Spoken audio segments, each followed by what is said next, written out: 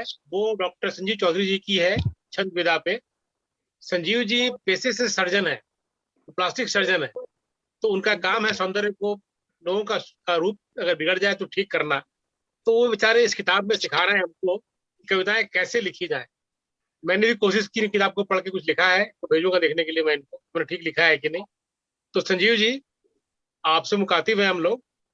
आपने इस किताब को शुरू कैसे किया? ये योजना दिमाग में कैसे आपके आई कि ये किताब ऐसी होनी चाहिए जो इस तरह से लोगों को गाइड कर सके, उनको बता सके? संजीव जी। ऐसा है राजेश जी, ये किताब समझिए कि दोस्तों के बीच में वार्ता से ही शुरू हो गई। अच्छा। जब मैं लिखता था, आपको भी पता है, हमारे दोनों जो पहले की किताबें हैं, विचरण और गुंचे जी। वो उसमें हिंदी छंद के नियमों का कोई बंधन नहीं रहा है। अच्छा। तो इसी बीच में जब अभी लिख रहा था तो फेसबुक पर मैं डालता हूँ, ये आप पता है, हमारे किसी एक स्कूल के ही फेसबुक फ्रेंड, मैं उनका नाम भी लेना चाहूंगा, राजीव जी। राजीव ने मुझसे कहा कि यार बिना छंद का और छंद मुक्त तो कोई भी लिख सकता है, तुम अब अगर कुछ छंद में लिख के दिखाओ तो समझे, तुमको मान ले। अच्छा। तुम्हारा लोहा। तो फिर मैंने सोचा कि जब छंद में लिखना ही है, और बहुत लोग इसको अवॉइड करते हैं, छंद को लिखना थोड़ा कठिन लगता है, मेरे को भी लगता था, इसलिए मैं भी मैंने अधिकतर लोगों की तरह ही इसको अवॉइड करना चाहता था। लेकिन फिर लगा कि जब जानकारी है तो लिखने का प्रयास किया जाए, और धीरे धीरे मैंने जब लिखना शुरू किया और इसकी प्रक्रिया पर ही किताब लिखने की बात सोची, छंद व्याकरण पर ही लिखने की सोची, तो मैंने सोचा कि इस किताब को मैं गद्य में ही नहीं लिखूं, शुरू से अंत तक इसको पद्य शैली में ही लिखूं, क्योंकि गद्य में क्या प्रॉब्लम है कि आपको काफी लंबा लिखना पड़ता है, और आजकल के लोगों को जहां समय की कमी है, लोग जल्दबाजी में रहते हैं, तो उनके लिए अगर कुछ पंक्तियों में पद्य शैली में लिख के अगर कोई समझा दे तो शायद वो फिर इसके लिए मुखातिब हो जाए लिखने के लिए। और इसलिए मैंने ये किताब लिखी, और मैं इसका प्राकथन आपको पढ़ के सुनाता हूँ, वो भी काव्य विधा में ही है, कविता में ही है, और उससे आपको पूरा सार मिल जाएगा कि मैंने क्यों लिखा है इसको। स्वागत है आपका। छंद लेखन प्रक्रिया पर भरा ज्ञान का भंडार। वाह। छंद लेखन प्रक्रिया पर भरा ज्ञान का भंडार, आदि काल से नवयुग तक अनेकों है विचार। क्या बात। हाँ, बहुत बढ़िया। हिंदी साहित्य में छंदों का लगा हुआ अंबार, उनमें प्रचलित तक सीमित अपना सरोकार। बहुत कॉम्प्लिकेट हमने नहीं किया, बहुत बढ़िया। मैं तो उसी तक रहा कि व्याख्या भी किया है, क्योंकि अंबार है, ये हजारों हजार छंद के भेद हैं और उसमें लिखा जा सकता है, लेकिन उतना उलझने की जरूरत ही नहीं। जो बहुत पॉपुलर हैं उन तक मैं सीमित रहा हूं। छंद परिचय से लेकर इनके विभिन्न प्रकार, छंद परिचय से लेकर इनके विभिन्न प्रकार, सरल सहज संप्रेषणीय रख वर्णन के उद्गार। इसको बहुत सिंपल वे में लिखा था, ताकि लोग आसानी से समझ सकें, क्योंकि जो पहले को जो लिखा हुआ है वो या तो संस्कृत में है या अवधी या इस तरह की लोकल भाषा में है, और काफी अगर हिंदी में है भी तो बड़ी कठिन हिंदी में है, जिसको समझना आसान नहीं है। गद्य में तो आप बड़े आसानी से थोड़ा समझ भी लोगे, पद्य शैली में तो आपको मुश्किल है। और तब मैंने इसको ये सोच करके सरल सहज संप्रेषणीय रख वर्णन के उद्गार, विसंगतियां छोड़ जटिलता से किया परहेज। जो कंट्रोवर्सीज थी उसको अवॉइड किया, और फिर विसंगतियां छोड़ जटिलता से किया परहेज, सर्वमान्य छंद शास्त्र समरस भाषा में सहेज। विस्तृत बखान पद्य के चंद वाक्यों में समेट, गद्य के चंद वाक्यों में समेट, आद्योपांत काव्य शैली में यह अनोखी भेंट। एक मेरे तरह समझ में अभी तक जितने मेरी जानकारी है उसके हिसाब से ये इकलौती किताब है जो इस तरह से लिखी गई है, जो शुरू से अंत तक, फ्रॉम वेरी बिगिनिंग इवन प्राकथन तक कविता में लिखा हुआ हो। ये अपने आप में इकलौती किताब अभी तक मेरी जानकारी में। बिल्कुल बिल्कुल सही है, सही है। बहुत सुंदर था, बहुत सुंदर, बढ़िया, बहुत सुंदर। धन्यवाद धन्यवाद। उक्ता जो करना हो कविता का शिलान्यास, मददगार साबित होगी पुस्तक छंद विन्यास। वाह, बहुत सुंदर। उक्ता जो करना हो कविता का शिलान्यास, मददगार साबित होगी पुस्तक छंद विन्यास। लिखी है पूर्ण करने को मित्रों की फरमाइश, लिखी है पूर्ण करने को मित्रों की फरमाइश। त्रुटि सुधार की भविष्य में बनी रहे गुंजाइश। आप इतना डरना भी नहीं है कि एरर हो जाएगा या हो क्या जाएगा, बात है। क्योंकि त्रुटि तो सुधार हम हमेशा कर सकते हैं, अपने में सुधार तो हमेशा बना ही रखना चाहिए। आपके जब तक आप मतलब मृत्यु सैया पर नहीं लेट जाते हैं, अपने आप में सुधार करना ही है। बिल्कुल इसमें कहीं नहीं दो बहुत मत ही है। अच्छी बात बिल्कुल है। सही इस कहा। तरह से इसका प्राकथन में ही मैंने, और ये कहानी जो मैंने आपको सुनाई कि कैसे लिखा, इसकी भी जो पंक्ति है, लिखी है पूर्ण करने को मित्रों की फरमाइश, ये उसको भी बता रही है। बहुत बहुत धन्यवाद राजेश जी। मैंने पूरी किताब पढ़ी है आपकी, और किताब पढ़ने में ऐसा लगा कि जो मैं लिखता हूँ उसको मैं छंद में तब्दील कर सकता हूँ। मैं कोशिश कर रहा हूँ, तो मुझे विश्वास है कि शायद मैं सफल हो जाऊंगा। तो ये शायद आपका शायद ही, नहीं, बिल्कुल सफल होइएगा। ये आपका ही मतलब मेरे ख्याल से वो रहेगा इसमें कि मैं कर पाऊंगा। बिल्कुल होइएगा। बेशक बेशक बेशक। और और मेरे लिए गर्व की बात यह है कि संजीव जी मेरे स्कूल के सहपाठी हैं। हम साथ में स्कूल में पढ़े हैं। बहुत बढ़िया। तो मेरे बहुत लिए बढ़िया। ये बड़े वाह, गर्व क्या की बात बात है है। कि मैं इनका दोस्त हूँ, और ये हमारे साथ आज तक जुड़े हुए हैं। मेरे ख्याल से मोर देन 35-40 इयर्स हो गया साथ पढ़े कितनी हमको, खुशी की बात है। बट हम साथ में जुड़े हुए हैं आज। तो ये बहुत बड़ी बात, खुशी है मेरे लिए, और मुझे आज खुशी इसलिए हो रही है कितना बड़ा काम इन्होंने किया है, तो मेरे लिए गर्व की बात है। 75 इयर्स 1975 में हम लोग मैट्रिक पास किए थे, मैट्रिक पास और किया। 45 साल हो गया हम लोगों को, ये 46वां साल है। और तो बस ये- बड़ी जल्दी हम लोग गोल्डन एनिवर्सरी मनाएंगे आप सभी लोगों के साथ। आपकी हाँ। गोल्डन एनिवर्सरी होगी दोस्ती की, और हम सब लोग साथ में मिलकर मनाएंगे विद अ बिल्कुल। Big function. बिल्कुल मनाएंगे, बिल्कुल मनाएंगे। इस पुस्तक को बहुत बहुत शुभकामनाएं सर, संजीव सर, इसके लिए। जैसे आपने कहा, आपने फरमाइश पूरी करके सबका मन रख लिया, और एक बहुत बड़ी बात है एक्चुअली आपकी, जिस तरीके से जो किताब का आपने एक भर देना भावों को सब कुछ ना, और ये तो आपने ज्ञान भरा है सारा। तो बहुत मुश्किल काम था, लेकिन आपने इतना आसान कर दिया, उसके लिए तो धन्यवाद, बहुत कोटि कोटि प्रणाम और धन्यवाद। जी धन्यवाद। सर, आप समय प्रबंधन कैसे कर लेते हैं? आप पेशे को संभालते हो और ये सब, मैं यही सोचती हूँ कि आप कैसे करते हैं। इसमें जो आज का जो टेक्नोलॉजी है वो मेरे साथ बहुत मदद करता है। और जब तक ये मोबाइल नहीं था जिसमें कि हम लिख सकते थे और उसको सेव कर सकते थे, करेक्ट भी कर सकते थे, तब तक मैं बहुत ज्यादा लिखता भी नहीं था। जब से ये आया मेरे लिए वरदान हो गया ये। अब जैसे मान लो मैं मरीज देख रहा हूँ, ठीक है, और उसके बाद जब खत्म हो गया मरीज, फिर जो वेट कर रहे हैं किसी और मरीज के आने का, 5-10 मिनट 15 मिनट में मिला, तो उस बीच में मैं कुछ लिख भी लेता हूँ, उसको टाइप भी कर लेता हूँ, समय का सदुपयोग करते हैं कर लूंगा।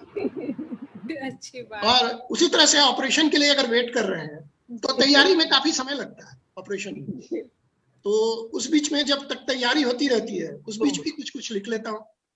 इस तरह से समय प्रबंधन तो मेरा ख्याल है कि जिसके पास जो ज्यादा व्यस्त हो उसके पास कुछ ज्यादा ही समय होता है। सहमत हूँ आपकी बात से, सही कहा। व्यवस्थित करा हुआ है अपने जीवन को आप, ये क्योंकि वार्म अप रहते हैं वो पहले से। लोग है। और इस किताब के बारे में बताऊं कि मैंने इस किताब को 4 खंड में बांटा है। पहला खंड जो है वो छंद परिचय एवं प्रकार से शुरू है, जिसमें छंद के बारे में बताया है और उसके विभिन्न भेदों के बारे में, कैसे उसको लिखने शुरू करें उसके लिए है। दूसरे में जो मात्रिक छंद है उनको लिया गया है खंड 2 में। तीसरे में वर्णिक छंदों को लिया गया है, और चौथे खंड में मैंने छंद मुक्त की सारी विधाओं को जो कि पॉपुलर है, प्रचलित है, उन सब के बारे में भी लिखा है, और उनको भी इसी तरह से कविता के रूप में ही बताया है कि किस तरह से लिखना चाहिए। तो मेरे हिसाब से मैंने बहुत ये व्यवस्थित ढंग से इसको कोशिश की है कि जो भी इस किताब को उठाए, चाहे जिस विधा में लिखना चाहे, उसके लिए ये पुस्तक काफी मददगार होगी, ऐसा मैं उम्मीद करता हूँ। हाँ बिल्कुल बिल्कुल। आदरणीय जी अनीता मैडम। हाँ जी, आप पूरे करिए अपनी बात। फिर मेरी जिज्ञासा हो रही है मुझे कि बहुत रुका नहीं जा रहा कि आप डॉक्टर हैं पेशे से और हिंदी भाषा में आपने और इतनी बढ़िया विधा में आपने लिखी है, तो मतलब उत्सुकता हो रही है कि ये चीजें मतलब आपने कहाँ से सीखी और किस तरह से प्रेरणा मिली आपको। ऐसा है मैडम कि मैं इसके लिए कभी फिर पढ़ नहीं पाया। जो 10th के पहले हम लोग जो पढ़ते थे जी, मैट्रिक हम लोगों के समय कहलाता था वो, उस समय जो हिंदी पढ़ते थे, क्योंकि आईएससी में फिर हिंदी खत्म हो गई, हिंदी फिर उस समय से भेट ही नहीं था। और उसके बाद उसी समय के जो हैं, जो बचे हुए हैं, उसको थोड़ा बहुत रिफ्रेश करके मैंने मैंने इतना, क्योंकि मेरे पास बहुत समय भी नहीं रहता था कि मैं बहुत इस पर अध्ययन कर सकूं, लेकिन मेरी कोशिश ये थी कि गलत नहीं कुछ भी, इसलिए मैंने इसको लिखा है। और इस पर जो हमारे दिल्ली के हैं लीलाधर मांडलोई जी, जब उनको मैंने किताब भेजा था तो कि आप इसका वो प्रकाशन के पहले कि आप इस पर इसके बारे में ब्लॉग्स लिख दो, तो मैं थोड़ा डरा हुआ भी था कि काफी इसमें गलतियां निकलेगी, लेकिन उन्होंने जिस भाषा में लिखा, जिस तरह से लिखा है उसकी ब्लॉग्स को, उसके उनके हिसाब से तो है ये है कि इस पुस्तक को पाठ्यक्रम में शामिल किया जाना चाहिए ताकि लोग हिंदी के छंद को पुनर्जीवित कर सके। बिल्कुल सही कह रहे हैं आप। सही कहा आपने, सही कहा, बिल्कुल साइंस और टेक्नोलॉजी है वह बिल्कुल हिंदी भाषा में बहुत कठिन हो जाती है, उसमें अंग्रेजी का ही ज्यादातर उपयोग होता है, तो ऐसे में हिंदी भाषा में उसमें भी छंद पर पुस्तक लिखना, ये तो बहुत ही मतलब अनुपम बात है, मैं ये ऐसा कहना चाहूंगी। तो आपको बहुत बहुत सर बहुत बधाई है मेरी तरफ से, और हम जी धन्यवाद मैडम। पढ़ना चाहेंगे इसको, बिल्कुल पढ़ना चाहेंगे। संजीव जी, आपने तो जो है ना गागर में सागर भर दिया।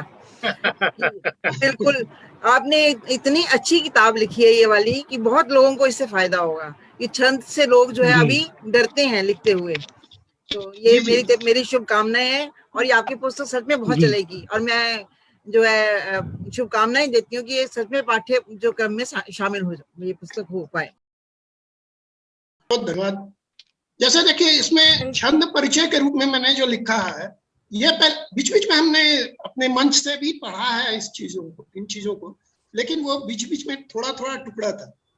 जैसे मैंने शुरुआत किया छंद परिचय में, और ये बात फिर श्वेता जी ने मेरे परिचय में भी कोट किया था, भावना का कर श्रृंगार झंकृत करे मन के तार, शब्द वैसे मंद मंद, कविता है वही तो छंद। तो छंद कोई ऐसा, बिल्कुल बहुत सही, बहुत सही, बिल्कुल सच कहा, बिल्कुल सच कहा। ये पंक्तियां ही बहुत ही खूबसूरत पंक्तियां हैं।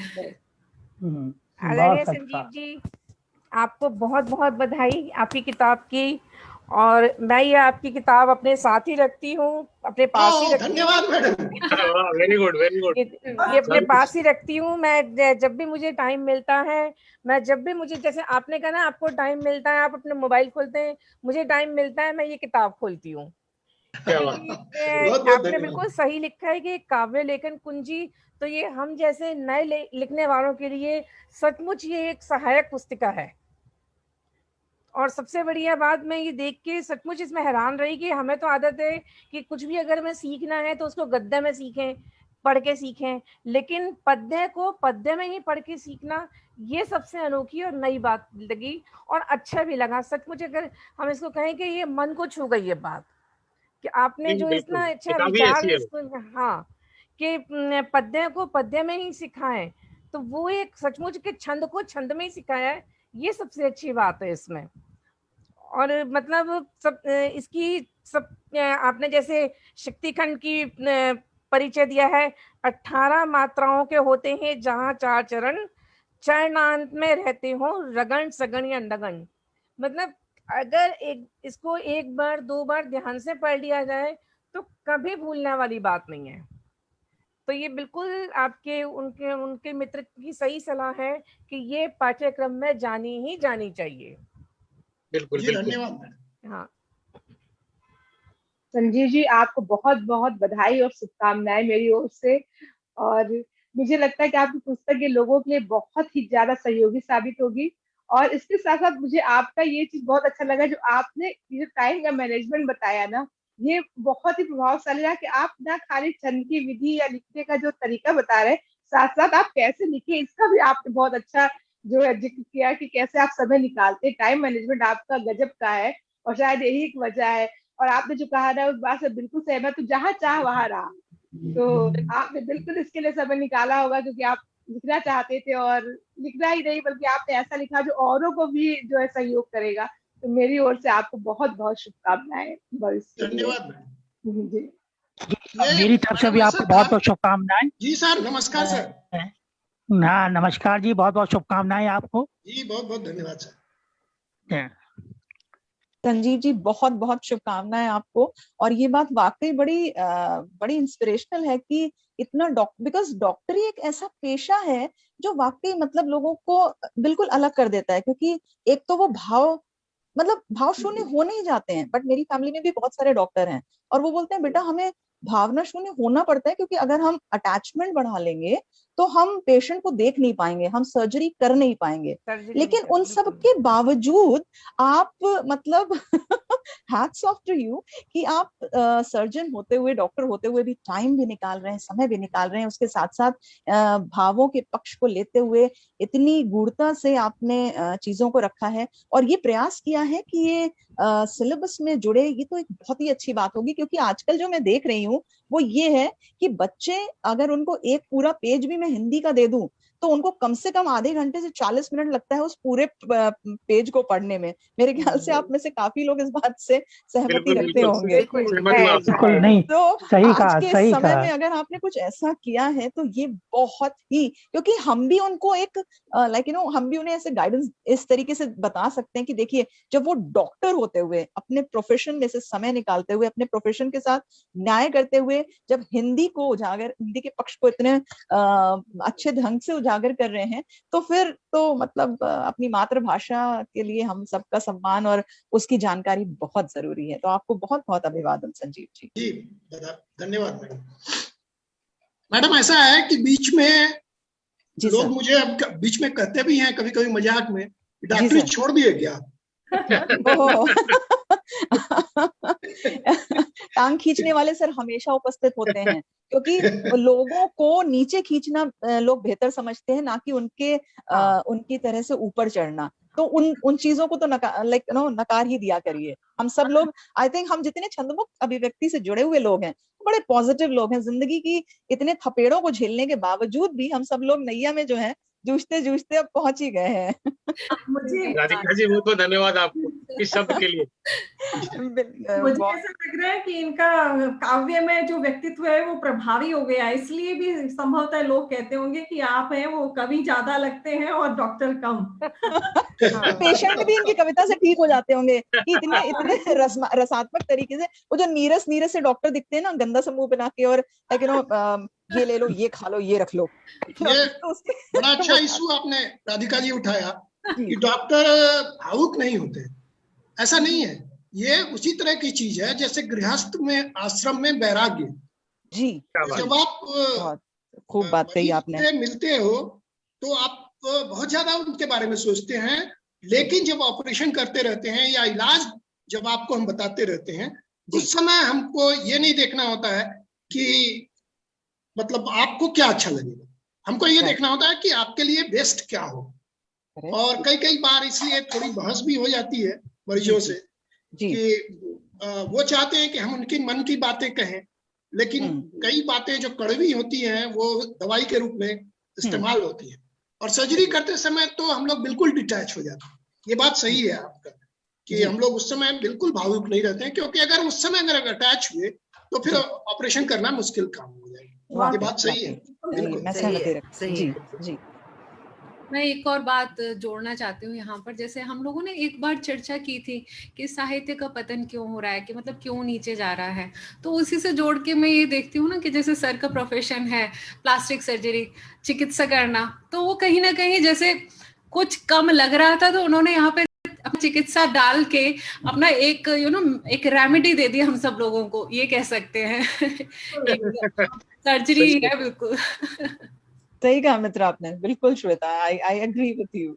तो धन्यवाद सर, उसके लिए बहुत बहुत जितना धन्यवाद का। हमारी मेहनत तो तभी सफल होगी जब ज्यादा से ज्यादा लोगों तक ये किताब पहुंचे और लोग इसको यूज करें। इसमें मैंने एक और बात है कि मैंने एक नई अपनी विधा, हिंदी विधा की, जो छंद मुक्त और छंद दोनों में ही इस विधा का यूज करके एक नई विधा दी है जिसका नाम पंचाट है, जिसके बारे में मैंने पहले एक बार बताया भी था आपको।